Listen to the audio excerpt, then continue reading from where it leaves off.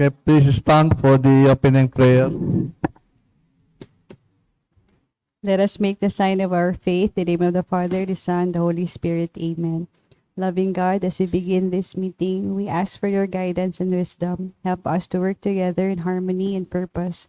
Grant us clarity of thought and unity of mind so that our decisions may reflect your will and contribute to the greater good. Amen. Good afternoon, everyone. Today is January 28, 2026. Welcome to the Bids and Awards Committee meeting of DPWH Regional Office 10 at Bulwa, Cagayan de Oro City. I am Joselito Roa, currently the BAC chairman, presiding over this meeting. We will now request the head of the BAC Secretariat for the roll call and declaration of quorum. Good afternoon. I will present to you the composition of the Bids and Awards Committee, the Technical Working Group, and the Secretariat. Kindly acknowledge your presence if your name is called. Let's start with the Bids and Awards Committee. Engineer Joselito Iroa as our chairman. Present. Engineer Virgie G. Naibi as our vice chairman. And the members are Engineer Liwal Picori and Attorney Chiki Tamala. Considering that majority of the BAC members are present, we also acknowledge Ms. Lizzie Giritan, end user of goods and services. Considering that majority of the BAC members are present, I hereby declare these proceedings in quorum.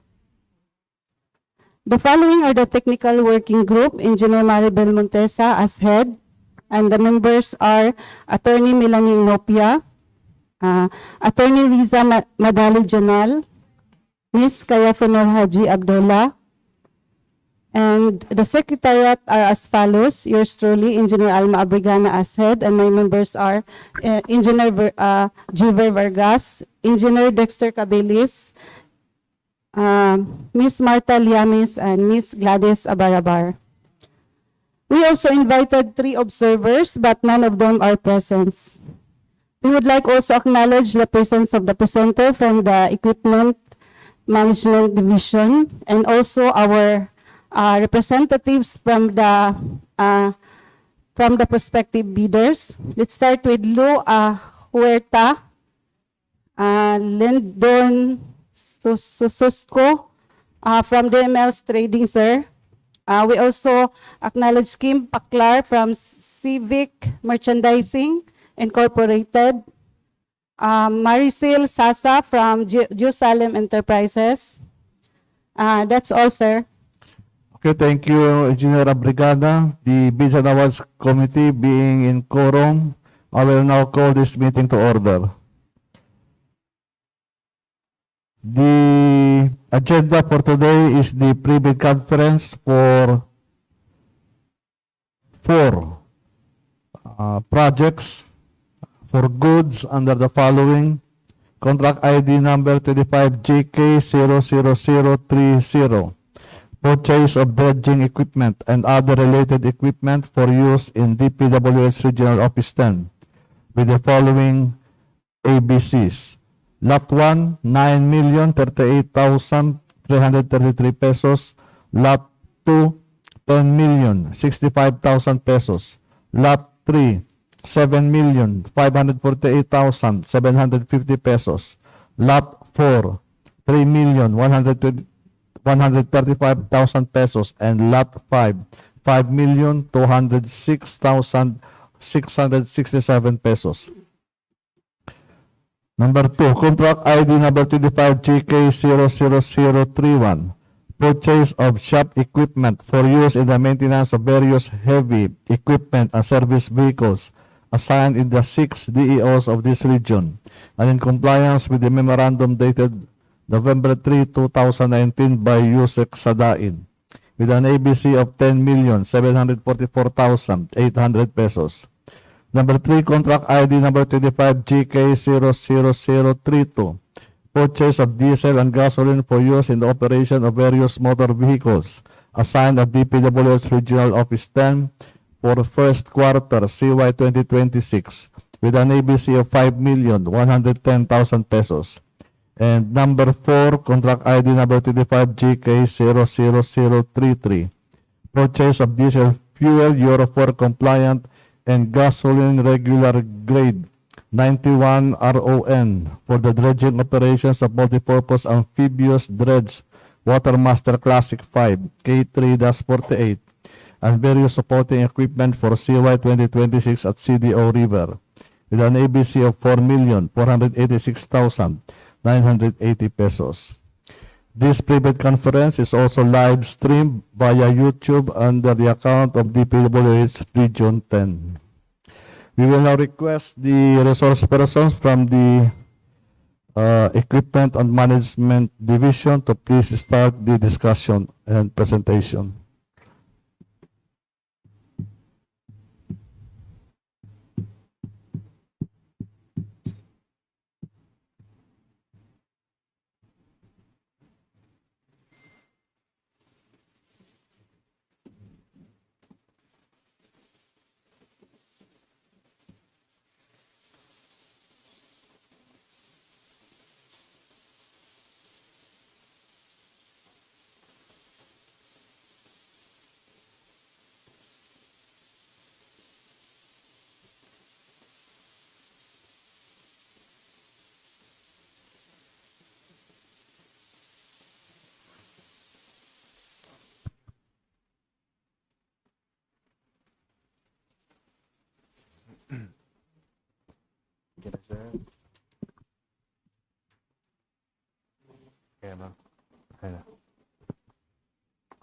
Okay, please start.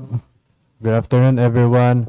I will present to you the PR number X11-25-07-303 with a contract ID number 25GK00030 with a purchase of dredging equipment and other related equipment with the approved budget contract of 34,993,750 pesos. We have 5 lots. So the first lot is with the equipment type of wheel type hydraulic excavator with a quantity of 1.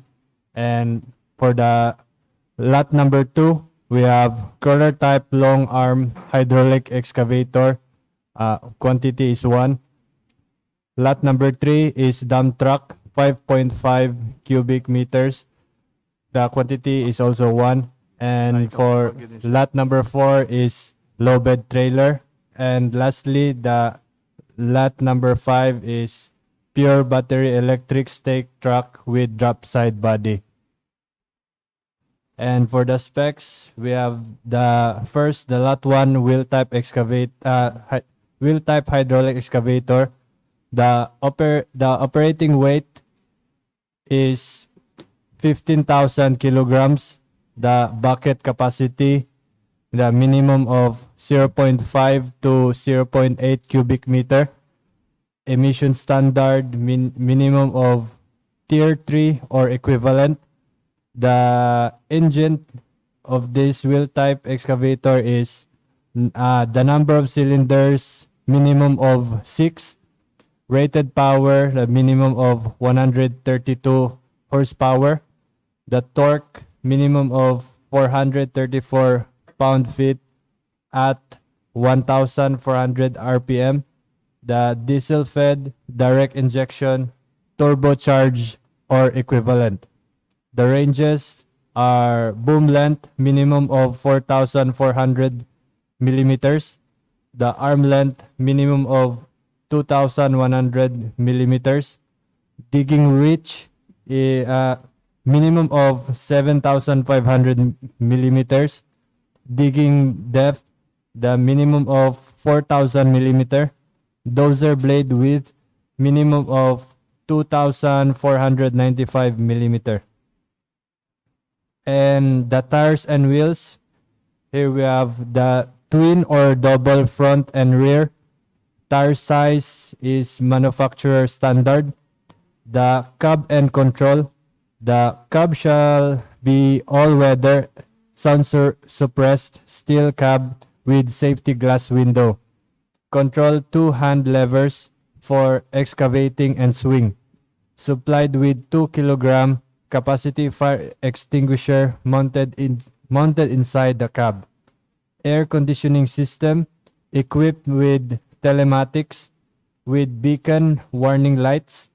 The equipment shall be complete with all its standard attachments, tools, and accessories. And for the tools, we have 1-piece grease gun with fitting, 1-piece hammer ball pen, 1-piece wrench adjustable. It should be 300 millimeter and 150 millimeters. Also 1-piece plier mechanical, 2-piece screwdriver flat or small or big, 2 pieces of screwdriver Philip, small or big, any other appropriate tools for the maintenance of the equipment which are not included in the list shall be provided, and equipped with outrigger. So for the lot 2, we have the long arm crawler type hydraulic excavator. So the operating weight minimum of 15,000 kilograms, bucket capacity minimum of 0.27 to 0.5 cubic meter, emission standard minimum of tier 3 or equivalent. The engine, the number of cylinders minimum of 6, rated power minimum of 95 horsepower, diesel fed, direct injection, turbocharged or equivalent. The undercarriage truck roller shall be lubricated for life. Truck shoes shall be triple grouser. Hydraulic track adjuster shall be shock absorbing, greased and sealed track links. Loading height, the minimum of 5,905 millimeters. And for the dimension, boom length minimum of 7,000 millimeters. The arm length minimum of 5,000 millimeters. The cab and control, the cab shall be all-weather sound suppressed steel cab with safety glass window. Control 2 hand levers for excavating and swing. Supplied with 2 kilograms capacity fire extinguisher mounted inside the cab. Air conditioning system equipped with telematics with beacon warning lights. The equipment shall be complete with all its standard attachments, tools, and accessories. So the tools are 1-piece grease gun with fitting, 1-piece hammer ball pen, 1-piece wrench adjustable 300 millimeter and 150 millimeters, 1-piece plier mechanical, 2 pieces of screwdriver flat, small or big, 2 pieces screwdriver Philip, small or big, any other appropriate tools for the maintenance of the equipment which are not included in the list shall be provided. So the lot 3, we have the dump truck 5.5 cubic meter. We have 6-wheeler 4x2 left-hand drive, dump body capacity cubic meter, minimum of 5.5, rear type dump body, automatic control, tailgate release, gross vehicle weight kilograms, minimum of 14,000 kilograms. So the engine is diesel fed 6-cylinder in the line direct injection, turbocharged, rated power, the horsepower minimum is 210, emission compliant minimum of Euro 4 or equivalent, transmission, brake, and steering. We have the air over hydraulic, dual circuit, service brake, full brake, drum brake, or manufacturer's standard, and power steering. The axle and suspension, it should have front I-beam, rear should be full floating. The tires should be manufacturer's standard, spare tire with rim, carrier with padlock. Cab interior, it should have tint level is equals to 70%, all-weather cab, dual entry with safety glass window, AM or FM radio, sun visor, side mirror, left and right, drive and co-driver seat belts, air conditioning system, fitted with beacon warning light, supplied with 5 kilogram capacity fire extinguisher mounted inside the cab. The equipment shall be telematics ready. Lot 4, we have low bed trailer. The minimum loading capacity should be 40 ton or manufacturer standard. The dimensions are minimum length, it should be 15 millimeters or manufacturer standard. Minimum width is 3,000 millimeter or manufacturer standard. Minimum height 3,000 millimeter or manufacturer standard. Loading bed height 855 millimeter or manufacturer standard. Loading bed length 6,000 millimeter or manufacturer standard. The frame high steel strength Q345B steel or manufacturer standard. Top flange thickness 20 millimeters and width 140 millimeters or manufacturer standard. Bottom flange thickness 20 mm and the width is 140 mm or manufacturer standard. Middle flange thickness should be 12 millimeters or manufacturer standard. The floor is 5 millimeters thickness or manufacturer standard. The tire standards are the rim size should be R17, tire size manufacturer standard.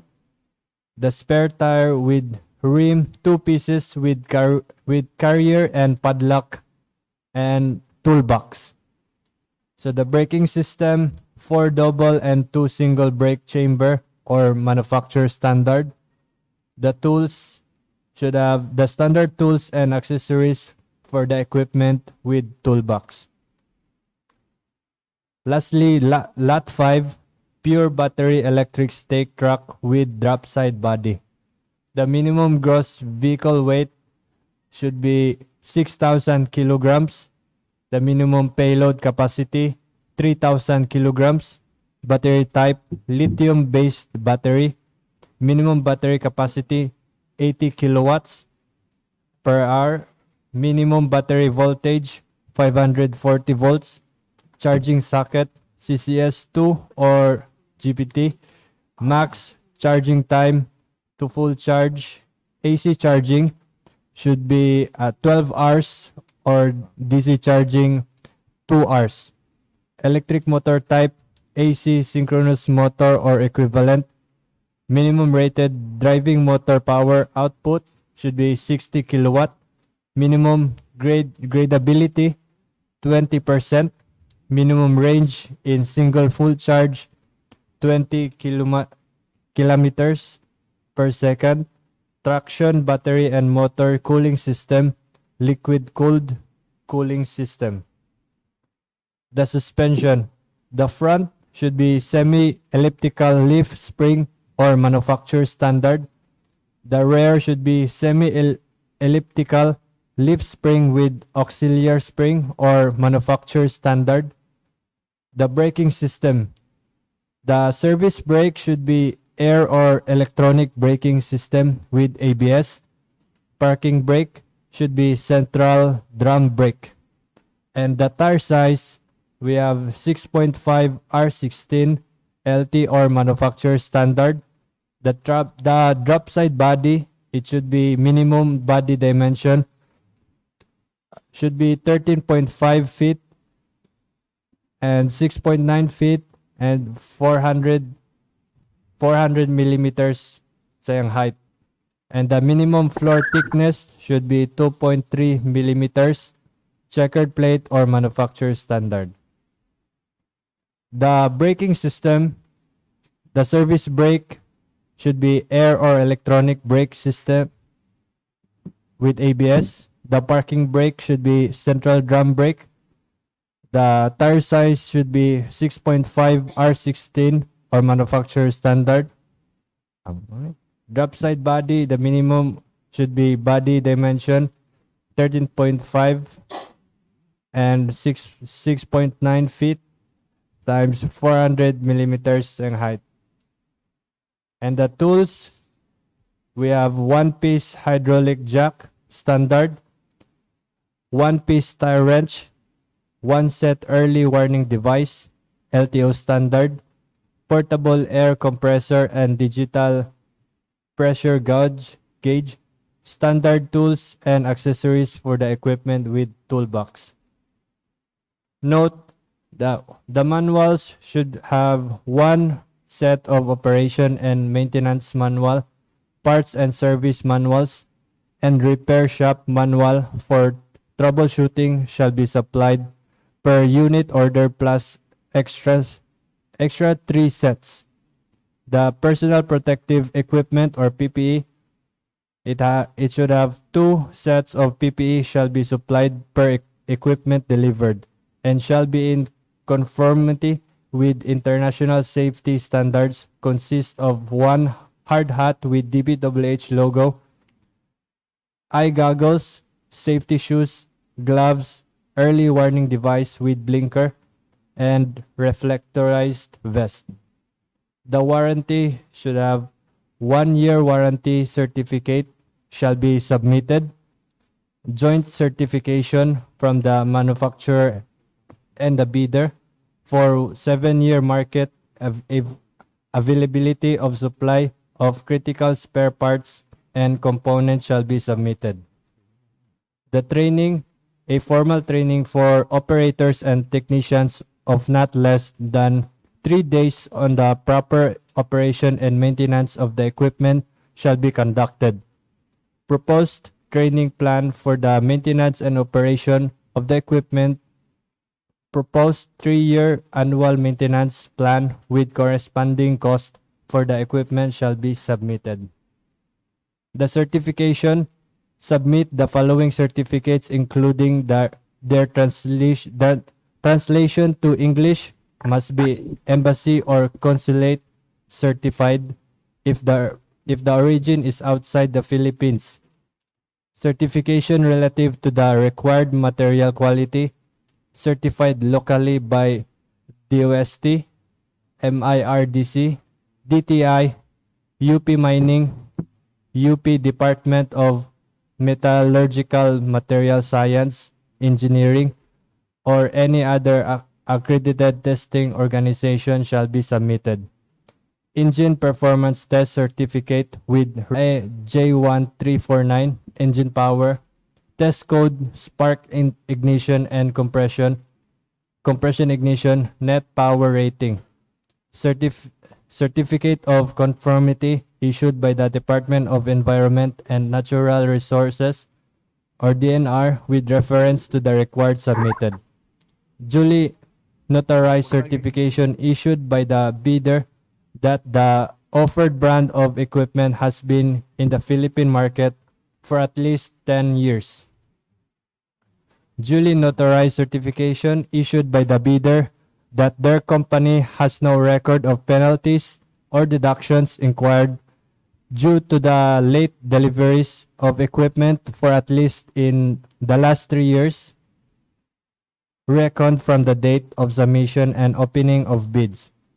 Duly notarized certification issued by the bidder in at least for the last 3 years, reckoned from the date of submission and opening of bids, that their company has no record of equipment delivered upon test, found not compliant or totally different to the equipment awarded.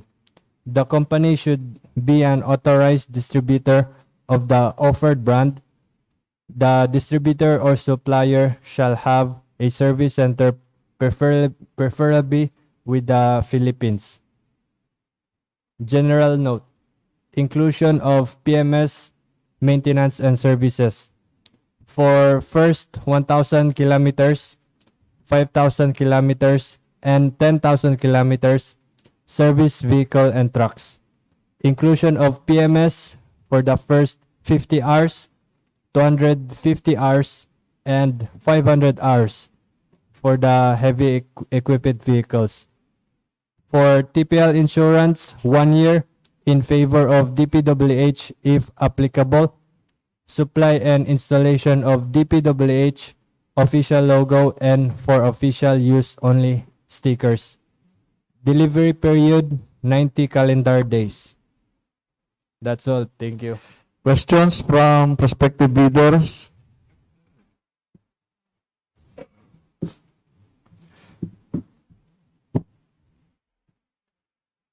Wala. There being none, thank you.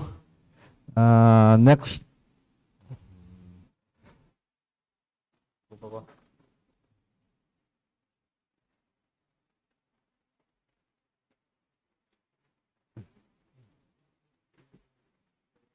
Shop equipment. Shop equipment.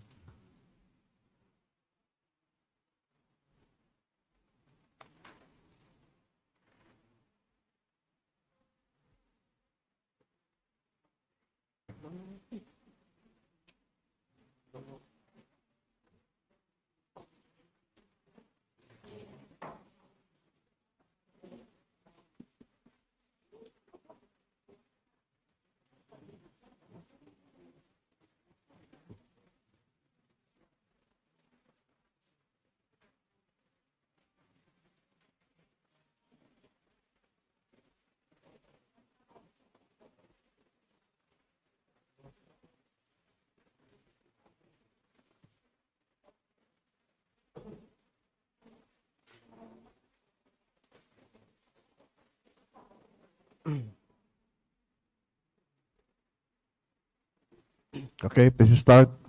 Good afternoon, everyone. I will be presenting contract ID number 25GK0031 with a contract name of purchase of shop equipment for use in the maintenance of various heavy equipment and service vehicles assigned in the 6 DEOs of this region and in compliance with the memorandum dated November 3, 2019 by USEC Sadine with the approved budget contract of 10,744,800. Introduce first yourself, your name, state your name.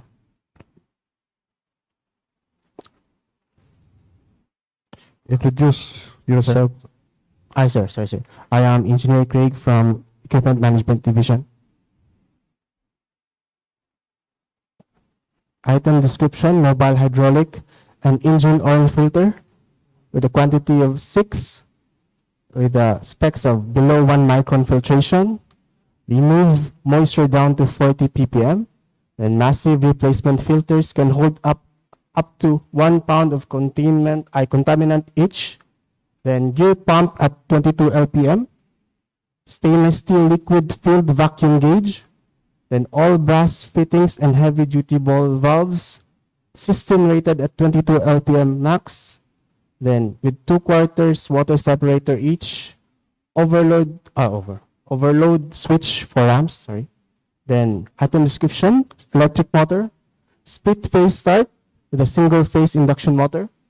Then 1/3 horsepower, electric motor at 2.8 amperes, single phase 220 volts, then 4 poles, type of SP to KP, then suction side, clear wide braided hose, 1/2 by 5 m with stainless steel rod, 1/2 by 1.5 m.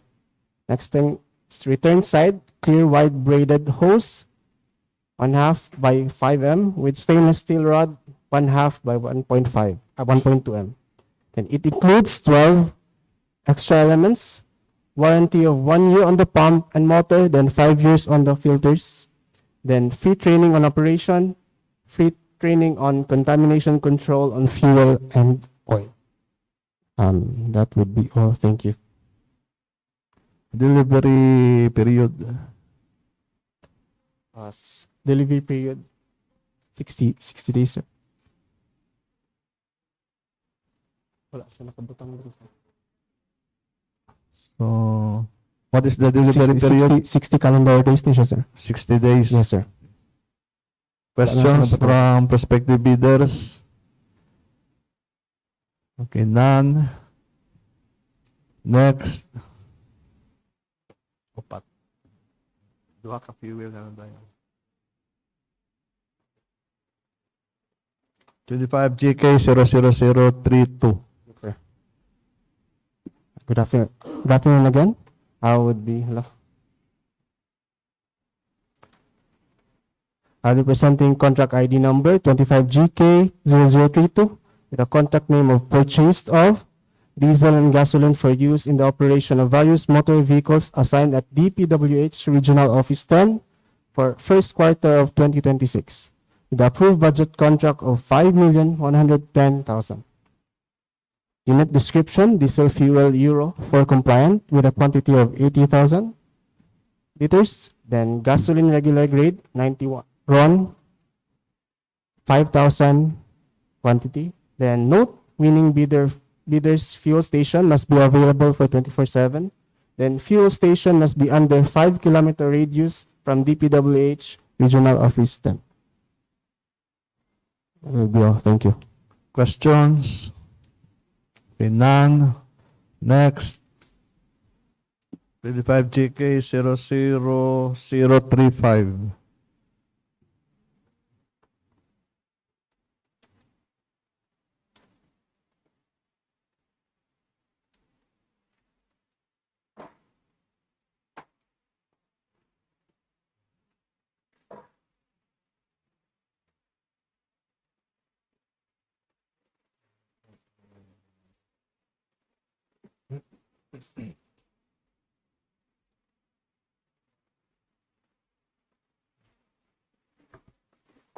Good afternoon once again. The PR number X11-25-12-454 with the contract name of purchase of diesel and gasoline for the dredging operations of multi-purpose amphibious dredge Watermaster Classic 5 K348 and various supporting equipment for CY 2026 at CDO River with the approved budget contract of 4,486,980 pesos. With the item description of diesel fuel Euro 4 compliant with a quantity of 80,000 liters and gasoline regular grade 91 RON with 5,000 liters of quantity and the delivery period 30 calendar days. Ang delivery period required ba o dito ra sa Butang mi ana sa PR sir pero sa kuan na sir, sa gasoline station na sir. So that is not required. Okay sir. Delivery period. What about the location of the gasoline station? O dili pareha atong isa within 5 kilometers from the Wala mi nakabutaw sa kuan sir sa mo PR ato. Katong note so dili siya. para sa dredging operations ma'am sa mga equipments. Yes sir.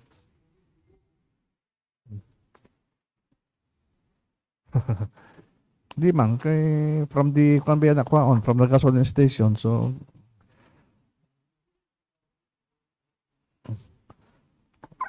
okay. Okay.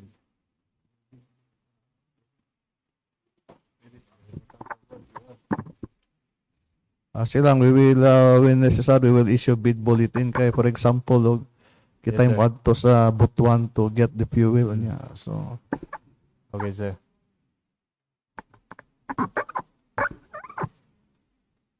and also the delivery period. Questions from the yes,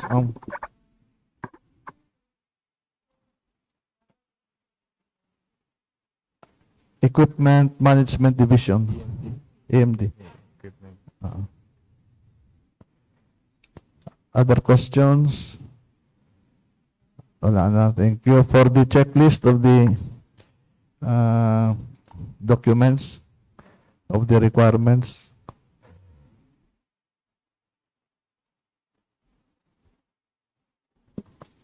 Good afternoon, everyone. I will be presenting the checklist of eligibility and technical components for the back. First, the certification in lieu of Class A documents pursuant to Section 54.2.ai of the IIR of RA 12009. Bidder shall submit PhilJets registration certificate platinum membership. This document satisfies that Class A documents are complete, current, and updated.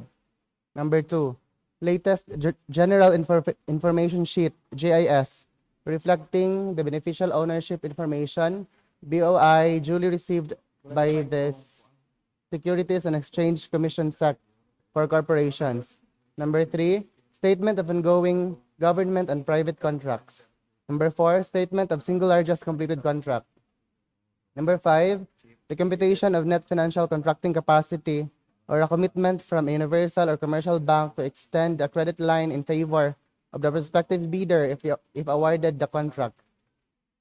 Class B document, if applicable. Valid joint venture agreement in case of joint venture is already in existence. In the absence of joint venture agreement, duly notarized statements from all the potential joint venture partners stating that they will enter into and abide by the provisions of the joint venture agreement in the instance that the bid is successful shall be included in the bid.